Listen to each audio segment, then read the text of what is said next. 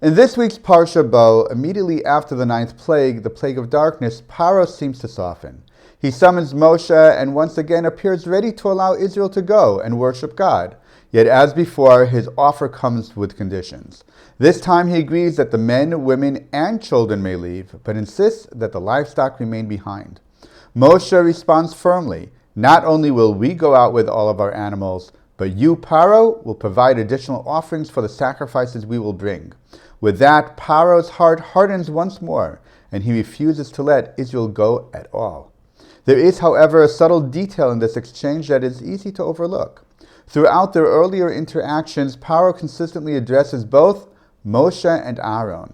After all, in last week's Parsha, God explicitly told Moshe that he would be as a god to Paro, with Aaron serving as his prophet. Moshe and Aaron functioned as a pair. Yet here, Paro calls only for Moshe. Aaron is conspicuously absent. Why is it in this moment does Paro choose to speak to Moshe alone? The Targum Yerushalmi Neofiti explains that although the text states that Paro called for Moshe, the implication is that he indeed intended to summon both Moshe and Aaron. The Torah highlights Moshe alone because he was the leader and primary spokesman for God. Since this was a theological negotiation, Moshe was the appropriate figure to address directly. Aaron, as usual, would have been present in a supporting role. The Malbim offers a different approach. He suggests that Paro called specifically for Moshe because Moshe had already come to the palace on his own initiative. Once Paro learned that Moshe was there, he summoned him and began asking who would be going. Paro may have appeared to be relenting, but in truth, he still viewed the entire request as futile or deceptive. The Netziv adds yet another layer. To Paro, this moment resembled a bargaining session. He hoped Moshe might accept a compromise, even though it fell short of what Moshe demanded. By calling for Moshe alone, Paro sought to honor him, hoping that this gesture might incline Moshe toward agreement. As for why Aaron was not summoned, as he usually was since he served as prophet and interpreter, the Netziv explains that Paro used his Israelite servants in his household to convey the message. They could speak directly to Moshe, eliminating the need for Aaron's mediation. Even so, Aaron accompanied Moshe to the palace, as that was his role. Perhaps we can suggest something further, that Paro now viewed Moshe as his equal. Until this point, Paro had always spoken to Moshe and Aaron, treating them as a pair.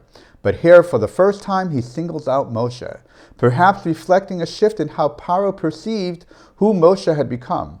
God had told Moshe that he would be as a god to Paro, and Paro, who regarded himself as divine, naturally related to Moshe on that level. When two figures who see themselves as peers meet, they prefer to dispense with intermediaries and formalities. Paro may have hoped that by speaking to Moshe directly, without Aaron serving as the go-between, the conversation would feel more like a negotiation between equals. And perhaps in that more intimate setting, he imagined they might finally reach a compromise that would break the impasse and leave both sides somewhat satisfied. But Paro's fundamental flaw remained. He cannot recognize a power greater than his own. He kept forgetting that Moshe was not acting on his own behalf, but at the command of God himself. Moshe reminded him of that when he declared that Paro too would provide animals for Israel's sacrifices, a bold assertion that underscored who truly held power in this exchange. In the end, even though Paro called for Moshe alone, their encounter became a vivid demonstration that Atzat Hashem hi takum. God's counsel alone will stand. Shabbat Shalom.